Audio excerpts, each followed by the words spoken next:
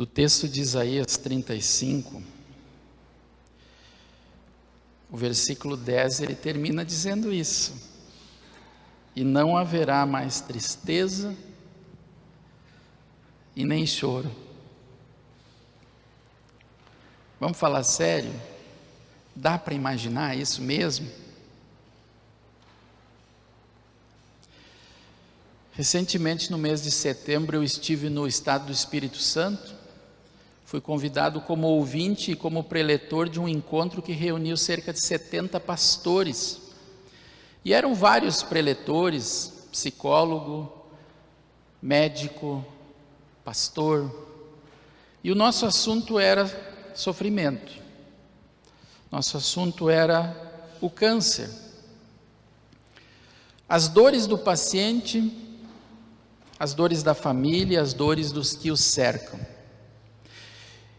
E um renomado médico da Grande Vitória, um oncologista, que foi um dos preletores, ele disse o seguinte: vou fazer um pedido para vocês, pastores, por favor, conversem mais sobre o assunto da morte nos templos, porque o pessoal está chegando para a gente muito despreparado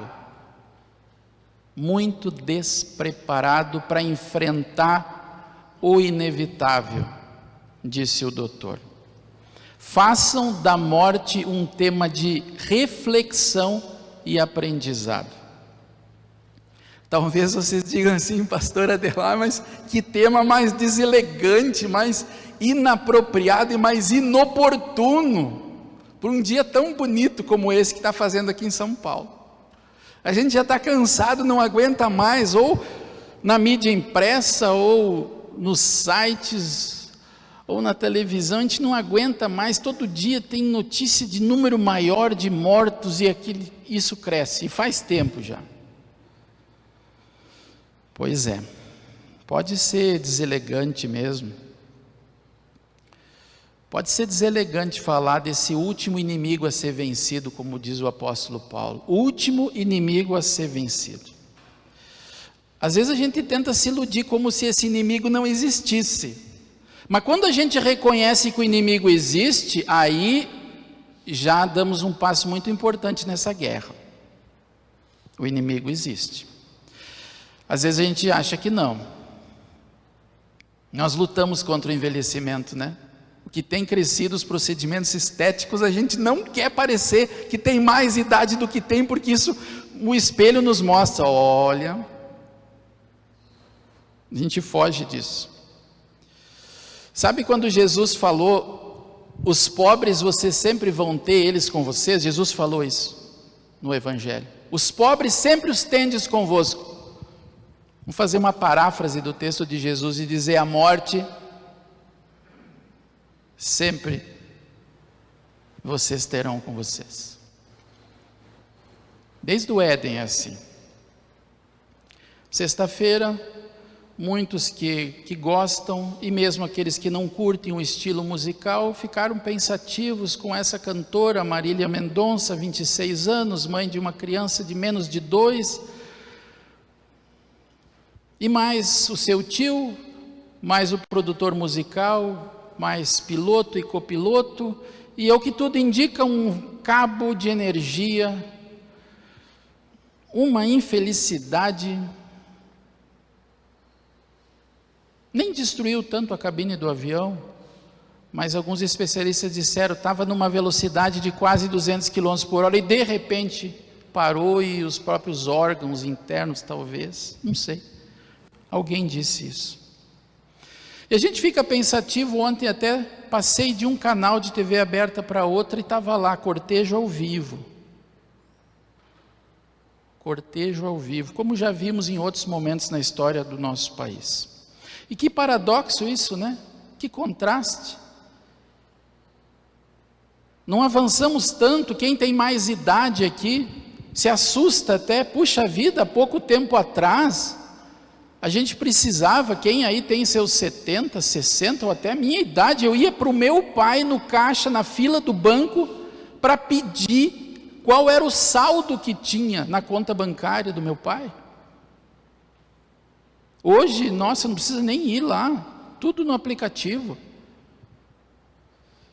E eu me lembro quando o meu pai dizia: eu não estou me adaptando com esse negócio de passar um cartão e digitar uns números de sacar dinheiro.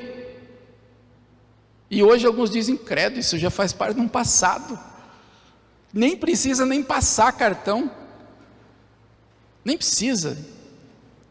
Tem Pix e tudo mais que vai ter, não sei. Como o mundo mudou. A gente foi inventando aparelhos, sistemas, aplicativos para tornar a vida mais rápida, mais agradável e menos dolorida. E aí quando eu escrevi menos dolorida, logo eu escrevi perdão, Deus, porque menos dolorida a gente não fez. Não conseguimos transformar a vida para dizer que ela é menos dolorida. Quem podia imaginar, um século atrás, que um dia a gente não ia mais olhar para os pássaros e nos admirarmos com o voo deles, mas que a gente ia olhar para os aviões. Como é que pode aquele peso todo ficar lá e andar nessa velocidade? E quanta coisa boa os aviões fizeram e quanta tragédia também causaram. E é satélite, é foguete. Quem poderia imaginar que o homem chegaria na Lua? Alguns dizem: será que chegou mesmo? Mas tudo bem. E construir uma estação espacial. Quem poderia imaginar tantas coisas que a gente consegue fazer hoje com um pequeno aparelho de telefone? Quem poderia imaginar algum tempo atrás que dava para clonar uma vida? E usar tanto a ciência para preservar a nossa vida. Essas vacinas foram rápidas demais até. E a gente faz tudo isso, e é um novo remédio, e é um novo equipamento, e é um novo exame, e é uma nova técnica, porque a gente quer fazer o quê? Fugir. Eu vou até inventar uma palavra, acho que ela não existe. Fugir do infugível.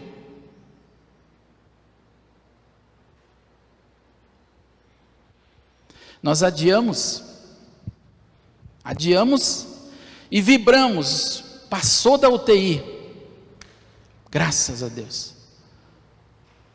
E aí lembrem das histórias das famílias de vocês, como já adiamos a nossa e a dos outros e quem sabe a nossa. Mas tem um prazo de validade e a gente fica feliz que Deus não colocou isso como hoje nós colocamos nos alimentos, né? A gente pega o pão e já olha ali, opa, não está aqui carimbado em lugar nenhum, graças, senão seria uma angústia. Já pensou se eu soubesse que fosse depois de amanhã?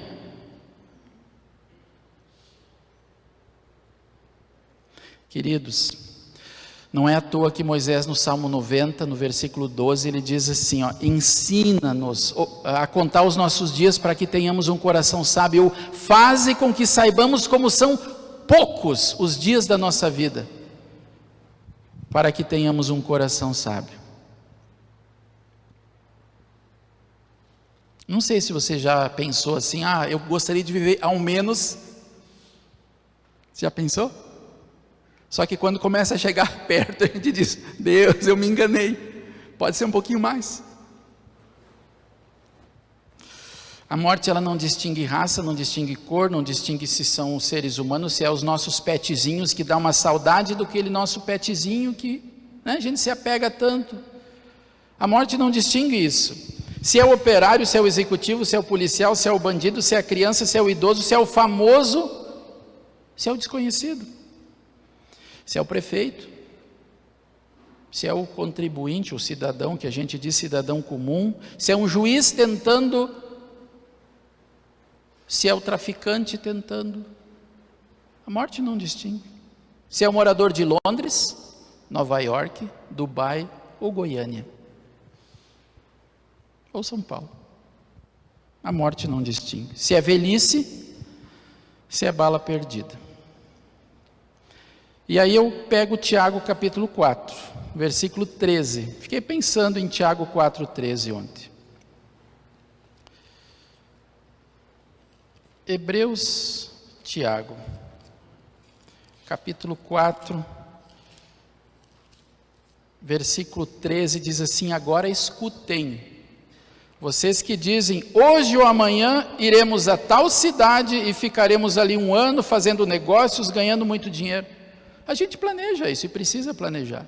Mas Tiago está dizendo, só preste atenção vocês. Vocês não sabem como será a sua vida amanhã, pois vocês são como uma neblina passageira. O lugar que eu mais enfrentei neblina na vida foi Gramado, onde eu morei por 4 anos. Nossa! Aparecia e desaparecia, de repente. E Tiago diz, a vida da gente é assim. O que vocês deveriam dizer é isso: se Deus quiser, estaremos vivos e faremos isto ou aquilo. Porém vocês são orgulhosos e vivem se gabando. Todo esse orgulho é mau, portanto, comete pecado a pessoa que sabe fazer o bem, que sabe que deve fazer o bem e não faz. Internautas, povo que está aqui na igreja, Tiago está dizendo assim, a vida é como a neblina, aproveita. A gente não sabe quando é que é a próxima estação, ou se a gente vai descer na próxima estação.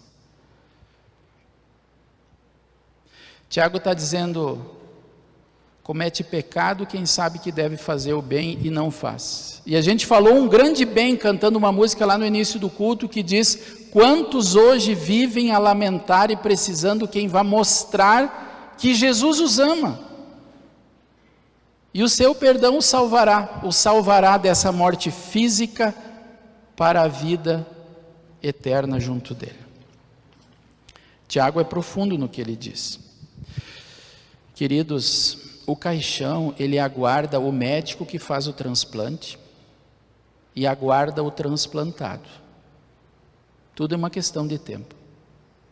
O caixão aguarda o pastor ou o padre que está lá fazendo uma cerimônia de consolo.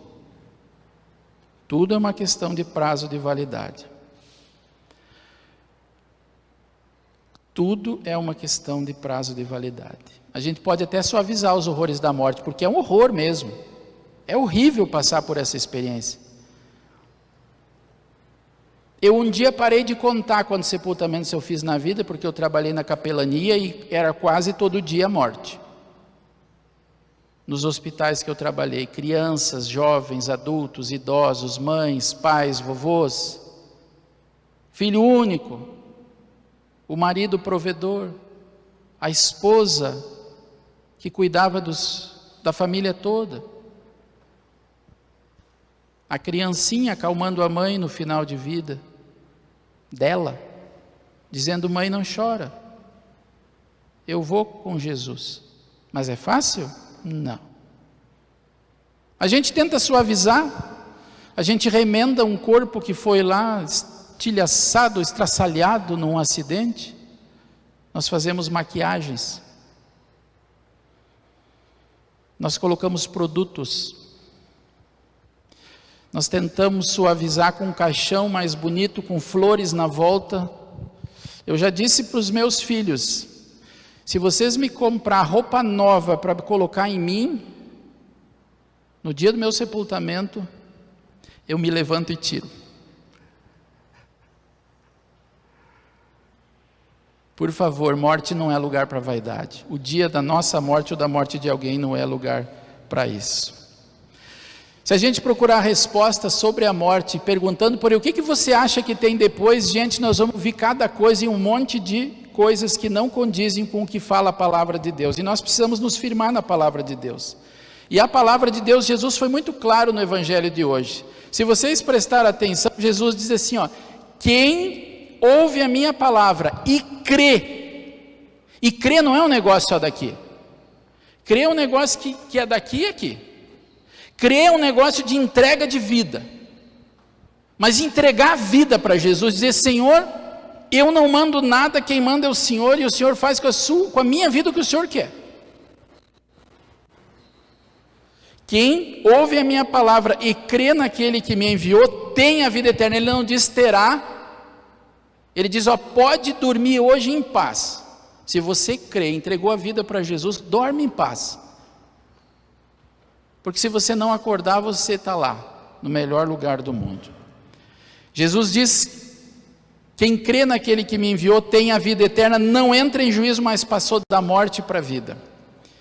E um pouco adiante, Jesus diz: está chegando a hora que os mortos ouvirão a minha voz e sairão dos túmulos, e os que tiverem feito o bem vão ressuscitar e viver para sempre, os que tiverem feito o mal vão ressuscitar e ser condenados.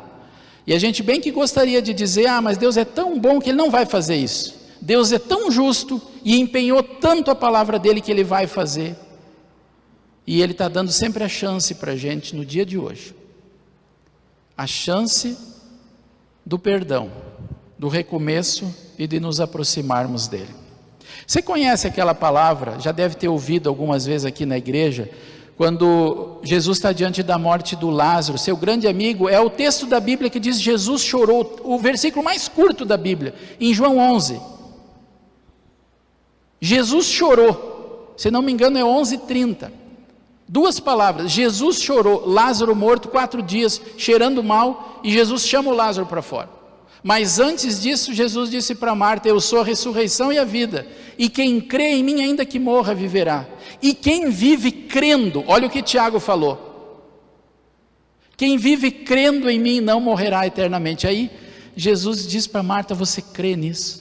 E ela diz: sim, eu creio que o Senhor é o Filho de Deus. Que palavras consoladoras essas.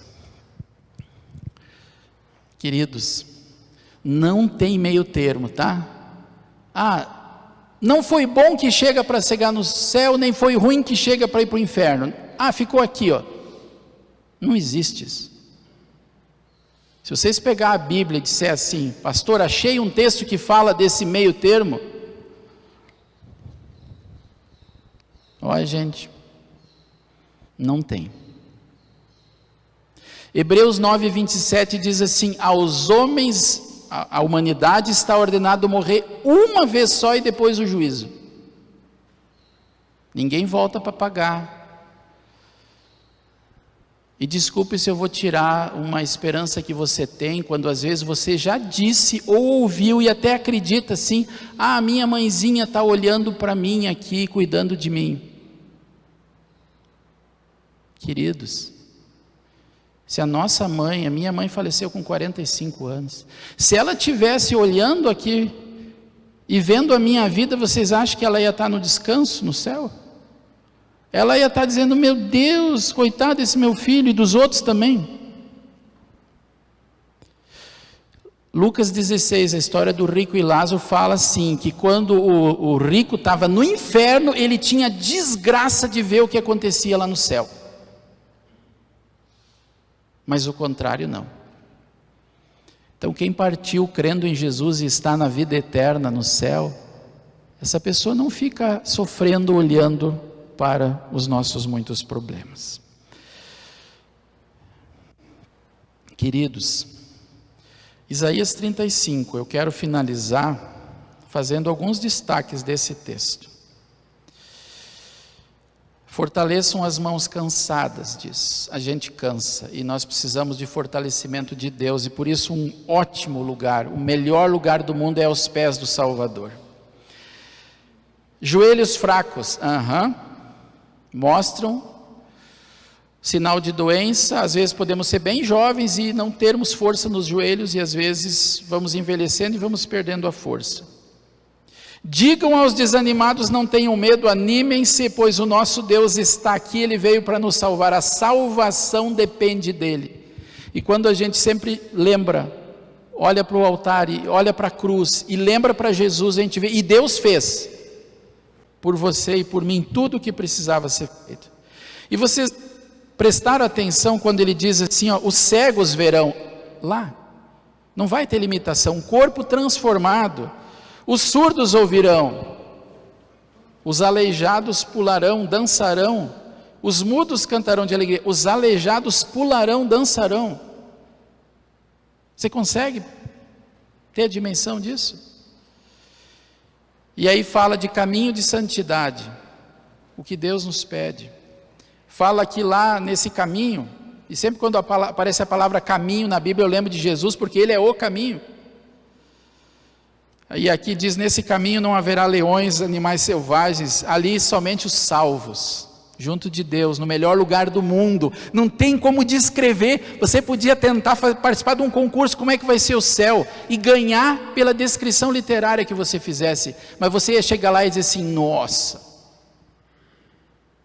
nossa, errei feio. É muito melhor. Paulo diz: nem olhos viram, nem ouvidos ouviram, nem imaginação do que Deus tem preparado para aqueles que creem, que o temem. Aqueles a quem o Senhor salvar voltarão para casa. Por isso que na casa a gente não vai chorar. Apocalipse 21 diz que Deus enxugará dos nossos olhos as nossas lágrimas. Eu lembro um dia de uma professora fazendo isso no meu olho. Lembro da minha mãe fazendo isso. Já fiz isso com os meus filhos, né? Agora Deus fazer isso com a gente. E ali viverão felizes para sempre. A alegria e a felicidade os acompanharão, e não haverá mais tristeza nem choro. O último inimigo foi vencido, derrotado na cruz. Domingo da Páscoa, atestado de óbito da morte. O dia da morte, a ressurreição de Jesus. E pela ressurreição de Jesus, a gente vai viver um momento indescritível. Por gentileza, coloque essa imagem, que ela é de 2018, se não me engano, de um menino do Mateu. Ele nasceu com problemas na hora do parto, ele não conseguiu sair da cadeira de rodas, ele não tinha firmeza, ele não conseguiu ficar em pé. E esse é um túmulo diferente lá nos Estados Unidos. O pai dele fez essa homenagem para ele. Se vocês conseguem enxergar, esse menino que com certeza não tinha as pernas assim fortes, né? Não teve essa chance, mas o pai, ele faz uma imagem tão linda do filho com a mão estendida. E provavelmente lembrando um texto da Bíblia que Deus diz: não temas, porque eu seguro a tua mão. Você não tem nem força. E o menino nem conseguia fazer isso. Mas na ressurreição e na vida eterna, é isso que Deus faz com a gente. Toda a marca do pecado, toda a nossa velhice, toda a nossa doença, todos os problemas, tudo que a gente já sofreu, naquele lugar onde não tem leão, ou não tem os leões, tem o leão de Judá, tem o Senhor Jesus, e tem Ele dizendo assim para você: vinde bendito do meu Pai. Que assim seja, pela fé. Amém. Ficamos em pé. Eu quero dizer para vocês aquelas palavras bíblicas: que a graça do nosso Senhor Jesus Cristo, que o amor de Deus, o Pai, e que a companhia do Espírito Santo sejam com vocês. E quero dizer para vocês que tudo aquilo que a gente não consegue fazer pela nossa pecaminosidade, Jesus Cristo já fez em nosso lugar. Por isso a gente pode dizer com Davi: cria em mim, ó Deus, um puro coração, renova dentro em mim um espírito reto. Não me lances fora da tua presença, nem retires de mim o teu Espírito Santo, e torna a dar-me a alegria da tua salvação, e me sustém, me mantém em pé, ou com um espírito voluntário fazendo boas ações. Amém. Podem sentar-se.